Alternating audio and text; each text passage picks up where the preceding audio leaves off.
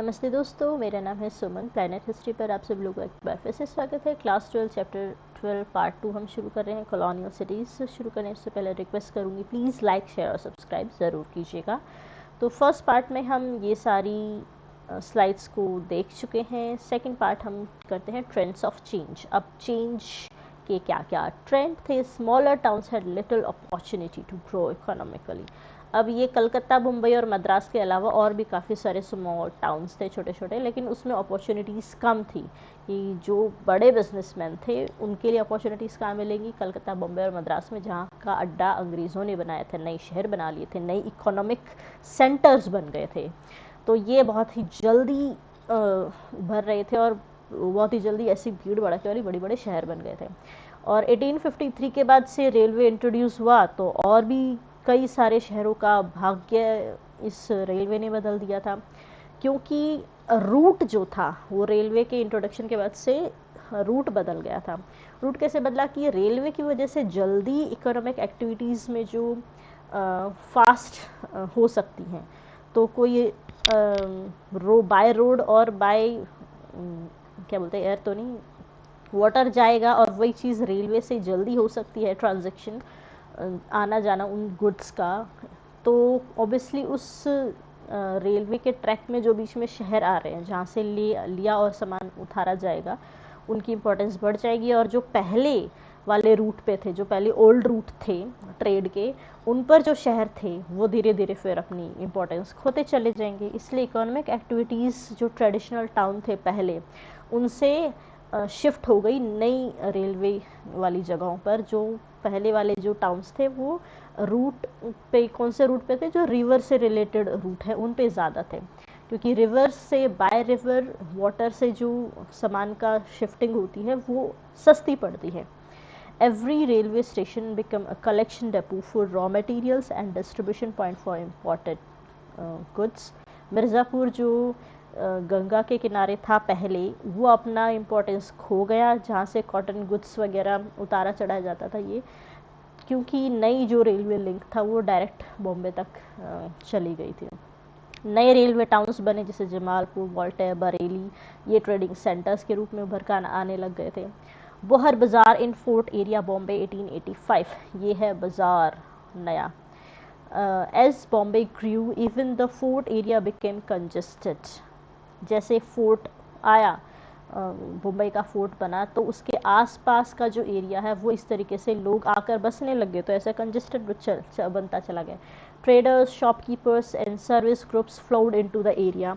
अब ये सारे लोग वहाँ पर आने लगे कि भाई हमको यहाँ से मुनाफा ज़्यादा होगा, तो उन्होंने शिफ्टिंग कर ली, अपनी पुराने घर मकान छोड़कर नई जगह पर आकर बस गए। Numerous bazaars were established and lofty structures came up. Worried by the congestion, the British made several attempts to push Indians out of the northern part of the fort where the local communities had settled. अब वही British लोगों को लगता कि भाई ये ज़्यादा हमारे पास आ जाएंगे तो इनकी बीमारियां हमको छुएंगी, या फिर ये गंदे हैं, अनहेल्दी तरीके से रह रहे हैं, तो इसलिए उनको थोड़ा दूर रखा अपने से कि आप थोड़ा पीछे जाके रहें, पुश किया। What were the new towns like? Madras, Calcutta and Bombay, ये पोर्ट बने थे शुरू में, इम्पॉर्टेंट पोर्ट्स के रूप में उभरे, और सिटीज़ के रूप में, मतलब पूरा का पूरा एडमिनिस्ट्रेटिव सेंटर बन गया, इकोनॉमिक सेंटर बन गया, पॉलिटिकल सेंटर बन गया, क्योंकि यहीं से, इन तीनों जगह से ही अंग्रेज़ पूरे इंडिया को कंट्रोल कर रहे थे। पूरा का पूरा यही तीन जगह इम्पॉर्टेंट हो गई थी। English east India company build its factories because of competition. शुरू में इन्होंने फैक्ट्रीज जो बनाई थी वो कंपटीशन के उसमें बनाई थी कि यहीं पे अपनी फैक्ट्रीज बन जाएंगी तो उनको ज़्यादा मुनाफा होगा। यहाँ पर उसे लेकर जाने के लिए कंपटीशन बाकी यूरोपियन कंपनीज़ के लिए में था। Fortified the settlement for protection, और आपस में लड़ाई वगैरह हो तो इसलिए अपनी सेफ्टी के लिए उन्होंने प्रोटेक्शन कर लिया था। अब इन लोगों का माइंडसेट देखिए। अब यहाँ पर है, जैसे अपनी इससे पहले भी बड़े बड़े कितना इंडिया ग्रो किया था इकोनॉमिकली, इससे बहुत ज़्यादा। तो अगर कोई बिजनेसमैन काम करता है तो वो दूसरे के ऊपर अटैक क्यों करेगा, क्या रीज़न है? अब ये काम कर रहे हैं, इंग्लिश यहाँ पर आई है फैक्ट्री, वो फ्रेंच लोगों से लड़ाई कर रही है कि भाई तुम यहाँ से भागो, हम ही यहाँ पे करेंगे। तो इनकी माइंडसेट देखिए, मुझे ऐसा लगता है जानवरों वाला था, मतलब छीना झपटी और लूट खसोट सब कुछ। ये इंसान मुझे माइंडसेट से लगे नहीं थे। बनिए तो बनिए हैं जानवर है, जानवर बनिए टाइप के हैं बिल्कुल। आपस में इस चीज़ के लिए लड़ना कि हमें ये जगह चाहिए, तुम यहाँ से भाग जाओ। अब अभी भी होता है कि कितनी सारी कंपनीज़ हैं, जैसे इंडिया के लोग पहले जाते हैं कहीं भी जॉब अपना वो करने के लिए, बिजनेस करने के लिए, तो क्या वहाँ के इंडिया ने कितने दूर दूर तक, यूरोप तक इससे पहले भी किया था, मतलब एशियन कंट्रीज़ ने, सभी ने, कल्चर तो एक ही था। तो उन्होंने कभी वहाँ पर जाकर आपस में, चाइना या फिर इंडिया है, या फिर उन्होंने आपस में जाके इस तरीके से लड़ाई नहीं की कि यहाँ पर जाकर तो हमारी जगह, हम यहाँ पर बेचेंगे। ईरान इराक इससे पहले मुस्लिम और क्रिश्चियन धर्म आने से पहले सब एक ही था, एक ही तरीके का कल्चर था सब जगह पे। तो ये इन लोगों का तरीका है आपस में, इसलिए एक दूसरे को अपने किलेबंदी कर रहे हैं अपनी रक्षा के लिए कि वो हम पर अटैक करके हमको यहाँ से मार के भगा ना दे। In Madras fort saint George, Madras में इन्होंने फोर्ट बनाया था, उसका नाम रखा सेंट जॉर्ज। कलकत्ता में फोर्ट बनाया वो फोर्ट विलियम, और बॉम्बे में the fort mark out the area of British settlement. There were separate quarters for Europeans and Indians. अब इन्होंने अलग भी रखा, अपने आप को सेपरेट भी रखा, और उन को कंटेम्प्रेरी राइटिंग्स में उस समय में इन्होंने मार्क किया था वाइट टाउन, हमारे वाइट टाउन है और ये इंडियंस ब्लैक है तो इनका ब्लैक टाउन है, टाउन के नाम रखे थे, अलग अलग रहना है हमसे। From mid-19th century, railway networks linked these cities to the rest of the country. After 1850s, cotton mills were set up in Bombay. ये भी हमने पिछले चैप्टर में देखा था कि भाई बॉम्बे में कॉटन बूम आया और कॉटन मिल्स सेटअप हुई, और ऐसे ही कलकत्ता में जूट मिल्स सेटअप हो गई थी। Calcutta, Bombay and Madras supplied raw materials for industry in England. England में जो इंडस्ट्री इनकी थी वहाँ के लिए रॉ मटेरियल सप्लाई करने लग गए थे कलकत्ता, बॉम्बे और मद्रास। पहले जब ये आए थे ट्रेडर्स के तरीके से, तो क्या अपना सामान बेचने आते थे और यहाँ से खरीद कर कुछ लेकर जाते थे, लेकिन अब यहाँ के मालिक बन गए थे तो ऑब्वियसली यहाँ का raw material as a revenue free में लेकर जा रहे हैं रॉ में वहाँ अपने वहाँ पे, और वहाँ पे उन चीज़ों को बना के अपनी इंडस्ट्री में बना के और यहाँ पर आकर बेच रहे, तो और पैसा कमा रहे हैं उससे। फिर मतलब पैसा ही पैसा है। अच्छी सोच लगाई वैसे इन्होंने। The majority of the working population in these cities belong to what economists classify as the tertiary sector. और यहाँ का जो इनकी लिए काम कर रही है जो पॉपुलेशन, वर्किंग पॉपुलेशन, उसको नाम दिया tertiary sector. Two industrial cities also developed, एक तो Kanpur specialising in leather, woollen and cotton textiles, और दूसरी जमशेदपुर स्पेशलाइज इन स्टील। ये तो हमारे अच्छे शहर थे, इंडियन थे। India never became a modern industrialise country, नहीं बन पाई क्योंकि कॉलोनियल जो पॉलिसीज़ थी इनकी, अपने जो रूल्स थे यहाँ के नए रूलर्स के, ब्रिटिश रूलर्स के, उन्होंने पॉलिसीज़ ऐसी बनाई कि इनकी इंडिया की इंडस्ट्रियल डेवलपमेंट को के लेवल को लिमिट पर रखा कि इससे ज़्यादा आप नहीं कर सकते हैं। और जो यहाँ का जो बड़े बड़े बिजनेसमैन थे भी, जैसे जमशेद जी हैं, टाटा हैं, तो उनको भी लिमिट पे इसलिए रखा कि अगर आप यहाँ पर सामान बेच रहे हो तो उस पर टैक्स ही इतना ज़्यादा लेते थे, लेकिन खैर ये फिर भी सरवाइव कर रहे थे क्योंकि थे काफ़ी पैसे वाले। The old fort Ghat in Calcutta, engraving by Thomas and William Daniel 1787। अब कलकत्ता का पुराना घाट। The old fort was the waterfront. The company's goods were received here. ये goods वगैरह यहाँ पे आते हैं, यहाँ से लेकर अंदर जाए जाते हैं। The Ghat continued to be used for bathing purpose by the local people. और नदी का किनारा था तो मुहाना था, तो लोगों को अपने लोकल पर्पस के लिए भी यहाँ पर यूज़ करते हुए इस घाट का आप देख सकते हैं। A new urban milieu. Colonial cities reflected the mercantile culture of new rule. अब ये जो सिटीज़ थी, ये नए जो रूलर्स थे ब्रिटिश का, उनका मर्केंटाइल, उनका जो कल्चर है वो क्या है, मर्केंटाइल कल्चर है, पूरा बनिए वाला कल्चर है, तो उसको भी रिफ्लेक्ट करते हैं। पॉलिटिकल पावर इन पैट्रोनेज, ये जो पावर है पॉलिटिकल, वो इंडियन रूलर्स से ईस्ट इंडिया कंपनी के मर्चेंट्स को शिफ्ट हो गई थी। ऑब्वियसली ये मर्चेंट्स ही थे, बन गए यहाँ के ruler. Indians who worked as entrepreneurs, अब इंडियंस जो इनके लिए इंटरप्रेट का काम करते थे, मिडलमैन का, ट्रेडर का, सब गुड सप्लायर का काम करते थे, वो उनको भी एक खासी अच्छी जगह इन नई शहरों में मिल रही थी। रहते तो ये खैर ब्लैक टाउन में अलग जगह पर थे, लेकिन इनकी भी एक अलग इम्पोर्टेंस थी, और ये यहाँ के लोगों के लिए ये भी अमीर लोग थे। Economic activities near the river और द सी। अब इकोनॉमिक एक्टिविटीज जो रिवर और सी के किनारे पर हो रही हैं, तो डॉक्स और घाट्स बनने शुरू हो गए थे नए नए तरीके के, और इनके किनारों पर गोडाउन बन रहे हैं, मर्केंटाइल ऑफिसेज बन रहे हैं, इंश्योरेंस एजेंसीज बन रही हैं शिपिंग के लिए, ट्रांसपोर्ट डेपो बन रहे हैं, बैंकिंग स्टेब्लिश हो रहे हैं, मतलब सारा इससे रिलेटेड चीज़ें यहाँ पर बन रही हैं नई। Further inland were the chief administrative offices of the company, और अंदर जाएं घाट से तो इनके एडमिनिस्ट्रेटिव ऑफिसर्स हैं, उनके अपने ऑफिस बने हुए बड़े बड़े। कलकत्ता में ऐसा एक बिल्डिंग है एडमिनिस्ट्रेटिव ऑफिस, जिसको राइटर्स बिल्डिंग कहा जाता है। Around the periphery of fort के आसपास क्या है, यूरोपियन मर्चेंट्स जो एजेंट्स हैं उन्होंने अपने गार्डन हाउसेस बनाए हुए हैं, रेशियली एक्सक्लूसिव क्लब्स, या अपने एंटरटेनमेंट पर्पस के लिए, जो सिर्फ वाइट ही अलाउड है वहाँ पर, लोग इंडियन अलाउड नहीं थे। रेस कोर्स हैं, थिएटर्स हैं रूलिंग एलाइट्स के लिए सारे के सारे, और उस पर लिखा होता था Indians and dogs are not allowed inside.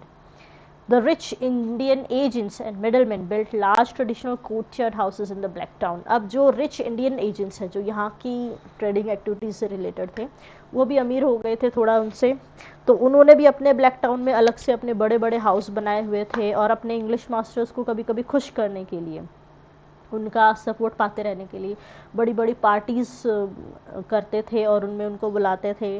Temples भी सोसाइटी में बनाते थे, ताकि उनकी धाक या धौंस जो भी है वहाँ के लोगों में बनी रहे, उनका स्टेटस बना रहे कि हमने यहाँ के लोगों के लिए टेम्पल बनाया, और कुछ अच्छी सोच से भी बनाते थे क्योंकि उसको धर्म का मकाम मानते थे।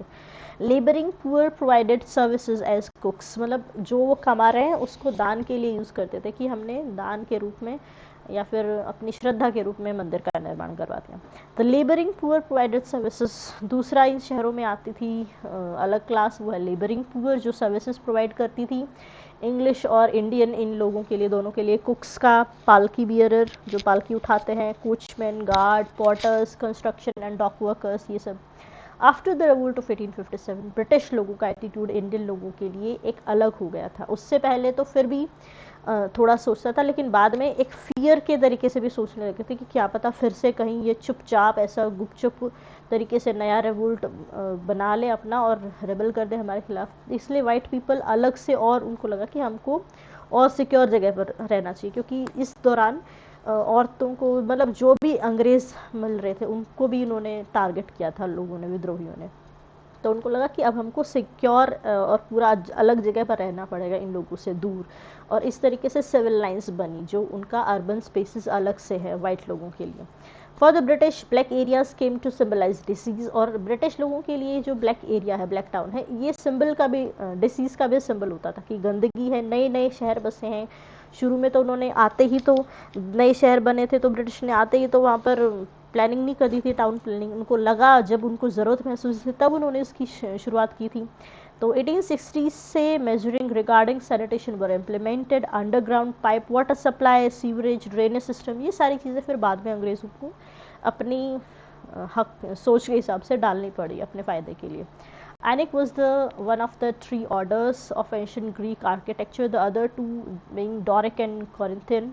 One feature that distinguished each order was the style of capital at the head of the column. These forms were adapted in the Renaissance and neoclassical forms of architecture. अब ये आर्किटेक्चर में इस तरीके के जो कैपिटल्स खंबे होते थे उन पर ये फिगर्स होती थी अलग अलग, जो पहले एंशियंट ग्रीक आर्किटेक्चर का पार्ट होती थी। ये उनका स्टेटस, मतलब एक ऑर्डर है, क्रोनोलॉजिकल ऑर्डर, कि ये कैपिटल सबसे ज़्यादा महत्वपूर्ण है, यानी कि जो सिटी है, जो भी जगह है, वो उससे थोड़ी और कम है, ये थोड़ी उससे और कम है, तो ये यहाँ पर उस जगह पर ये कैपिटल बनी होती थी, उसके भवन वगैरह पर जो भी है उनमें। The old court house and writers building, ये है राइटर्स बिल्डिंग जिसकी हम कलकत्ता में बात कर रहे थे। Engraving by Thomas and William Daniell 1786। The court house on the right with an open arcaded verandah and ionic columns was pulled down in 1792।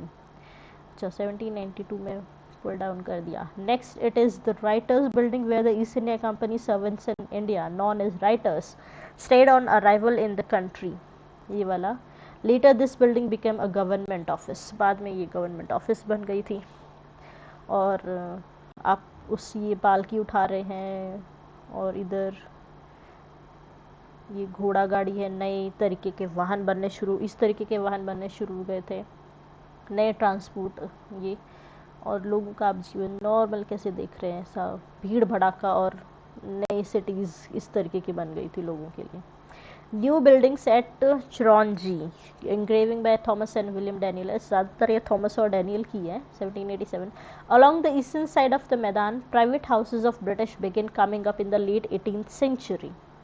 Most were in a Palladian style with pillared veranda, ये जैसे pillared वगैरह बने हुए, that were meant to keep off the summer heat. वाह। The Marble Palace, Calcutta में ये है Marble Palace. This is one of the most elaborate structures built by an Indian family belonging to the new urban elite. ये नया कोई Indian family है, अमीर है, तो उसका ये मार्बल पैलेस है कलकत्ता में, सुंदर है बहुत। और ये क्या है, चितपुर बाज़ार bye Charles. Chitpur Bazaar was one is the border of black town and white town in Calcutta. White town और ब्लैक टाउन के बॉर्डर पे बना हुआ है ये बीच में बाज़ार कलकत्ता में।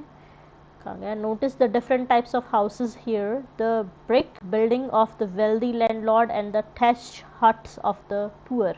इस तरीके की ये जो है, ये जल्दी आग पकड़ लेती है, फायर वगैरह, तो आग फैल जाती है, तो इनको हटा दिया गया था बाद में, अंग्रेज़ों ने बीच में इसको हटा दिया था। Temple in the picture referred by the British as the black pagoda. ओ अच्छा, ये टेम्पल को ब्लैक पेगोडा बोलते थे British. Was built by a landlord Govind Ram Mitter who lived here, shaped by the language of race, even names were often coloured with blackness. अच्छा, जो लिखा भी होता था, अंग्रेज़ कहीं पर कुछ लिखते थे तो उसको ब्लैक से लिखते थे ताकि ये बताते कि ये ब्लैक लोगों का है। ओ, ये इधर मकान ईंटों के हैं, ये इनकी झोपड़ियाँ हैं। फर्स्ट हिल स्टेशन, अब आते हैं हिल स्टेशन। आज हम घूमने जाते हैं, उठा के गाड़ी तुरंत कोई शिमला भाग जाता है, तो हिल स्टेशन लोगों के लिए नज़र में आए थे। The hill station were initially connected with the needs of British army. पहले ब्रिटिश लोगों की ज़रूरत के लिए हिल स्टेशन थे। क्यों? क्योंकि Shimla was founded during Gorkha war. सबसे पहले उनको शिमला मिला था कि भाई ये हमारे घर जैसी जगह है, भाई यहाँ पे शिमला तो ठंडा जगह है, यहाँ पर हम रह सकते हैं, जब वो बीमार हो जाते थे। एंग्लो मराठा वॉर 1818 में हुआ, तब ब्रिटिश को माउंट आबू जगह मिली ठंडी। दार्जिलिंग उनको मिली रूलर, सिक्किम के रूलर से 1835 में। Hill station became strategic places for building troops. पहले तो ये भाई आगा खुफिया जगह थी इन लोगों के लिए, यहाँ पर अपने ट्रूप्स वगैरह को ट्रेन कर रहे हैं, guarding frontiers, launching campaigns against enemy rulers. बाद में इनको लगा कि भाई ब्रिटिश हॉट वेदर को, एपिडेमिक को, कॉलेरा मलेरिया से ज़्यादा रखते थे कि उनको होगा ही, अब क्या करेंगे, ब्रिटिश लोगों को यहाँ की आदत है नहीं गर्म प्रदेश की, तो क्या होगा। Attempts were made to protect the army from these disease, इसलिए आर्मी को यहाँ पर आकर रख लेते थे ठंडी जगह पर। Hill stations were developed as sanatoriums. बाद में सैनिटेरियम के तरीके से भी हिल स्टेशन डेवलप हुए, यानी कि जहाँ पर सोल्जर्स जो उनके बीमार हो जाते थे उनको रेस्ट और रिकवर वो कर सके, तो यहाँ पर हिल स्टेशन पर भेज देते थे उनको। 1864 में viceroy John Lawrence officially moved his council to Shimla. Shimla तक उन्होंने अपना फिर ऑफिशियली काउंसिल अपना जो था ऑफिस यानी कि मूव कर लिया कि भाई हमको तो यहीं पे ठंडे में ही मज़ा आएगा। Official residence of commander in chief of Indian army, बाद में इंडियन आर्मी के जो कमांडर इन चीफ है उनका ऑफिशियल रेजिडेंस भी यहाँ पर आकर बस गई, हमको यहीं पे शांति मिलनी है। Introduction of the railways made hill station, और बाद में रेलवे का जब इंट्रोडक्शन हुआ तो हिल स्टेशन इंडियन जो लोग हैं, अमीर लोग हैं, उनके लिए भी एक्सेसिबल हो गए थे, वो भी यहाँ पर आ सकते थे और अपना छुट्टियाँ मना के जा सकते थे। तो अपर और मिडिल क्लास जो इंडियन है वो यहाँ पर आते थे क्योंकि वो अफोर्ड कर सकते थे इस चीज़ को, इसलिए। With the setting up of T, और बाद में जब टी कॉफ़ी प्लांटेशन यहाँ पर आया तो पुअर जो माइग्रेशन है लोग हैं वो भी यहाँ पर आने लग गए थे। इन्फ्लक्स उन लोगों का भी हुआ काम के लिए, आसपास की जगह से आके वो बसे नहीं थे, काम करके चले जाते थे। A typical colonial house in Shimla, ये है इस तरीके के हाउस शिमला में, colonial house in early 20th century photo है ये। Most probably it was the residence of sir John Marshall, ये सर जॉन मार्शल का घर हो सकता है। A village near Manali. अब मनाली के पास में ये एक विलेज है हिमाचल प्रदेश में। While the British introduced colonial architectural styles in the hill stations, the local population often continued to live as before. Local population तो उससे पहले इसी तरीके से रहती थी वहाँ पे। Social life in new cities, अब जो ये नए शहर थे यहाँ पर सोशल लाइफ कैसे चेंज हो रही थी। For the Indian population, Indian लोगों के लिए जो नई शहर थी, ये ऐसा लगता था कि हमेशा बस भागा दौड़ी में ही रहते हैं, always in a flux, extreme wealth and poverty, मतलब या तो खूब अमीर लोग यहाँ पर रहे और एक तरफ झोपड़ियाँ बनी हुई है, पॉवर्टी है। New transport facilities such as horse drawn carriages. अब ये पॉवर्टी भी इसलिए है क्योंकि उनके पहले जो वो काम कर रहे थे या तो वो उनका बिजनेस बंद हो गया, क्योंकि छोटे छोटे बिजनेस गांव में ऐसे छोटे छोटे बिजनेस करने वाले भी बहुत होते थे, उनका वो उनसे छूट गया था, या फिर उनकी ज़मीन वगैरह इसलिए उनसे बेच कर अपने टैक्स वगैरह रेवेन्यू वगैरह पे किया, तो वो वैसे पुअर हो गए। तो जो थोड़ा सा मिडल्स के आसपास जो लोग थे वो धीरे धीरे पुअर होते चले गए, और जो काफ़ी अमीर लोग थे और बिजनेस से रिलेट करते थे, अपना कोई काम ऐसा कर रहे थे जो उस समय पर चल रहा था बिजनेस, वो अमीर होते चले गए इस वजह से, और बाकी गरीब होते चले गए। और ऐसा अगर कोई बिजनेस कोई कर रहा था जो उस समय पे अंग्रेज़ों ने करवा ही दिया था बंद, तो उन लोगों से भी उसका काम धंधा छूट गया, तो वो भी ऑब्वियसली फिर क्या करेंगे, आके इनके नौकर बनेंगे और गरीब होते चले जाएंगे। तो या तो एक्सट्रीम वेल्थ हो रहा है या फिर पुअर हो रहे हैं। New transport facilities such as horse drawn carriages, जो हमने पिछले एक पिक्चर में देखा था, ट्रैम्स, ये इस तरीके के होते हैं। कलकत्ता में अभी भी हैं ट्रैम्स ऑन द रोड इन कलकत्ता, ऐसे पटरियाँ से बनी होती है, यहाँ पे बस वगैरह भी चलती हैं और ये भी चलती है, इनके फिक्स रूट होता है। और buses means that people could live at a distance from the city centre, तो इसलिए आसपास में लोग रह सकते हैं और वहाँ पर आकर जैसे ट्रैवल अब हम करते हैं होम से ऑफिस। अब पहले नौकर नहीं होते थे ना, तो ऑब्वियसली ऑफिस में जाके कोई नौकरी करेगा, तो ये तो उसी समय पर शुरू हुआ था। तो नए काइंड ऑफ एक्सपीरियंस था लोगों के लिए कि टिफ़िन उठा के जा रहे हैं और ऑफिस और काम करके फिर अपने घर आ रहे हैं दूर दूर तक। ऐसे पब्लिक पार्क्स, क्योंकि पहले गांव भी सेल्फ सफिशिएंट हुआ करते थे, वहाँ पर हर तरीके के लोग होते थे जो अपना काम करते थे।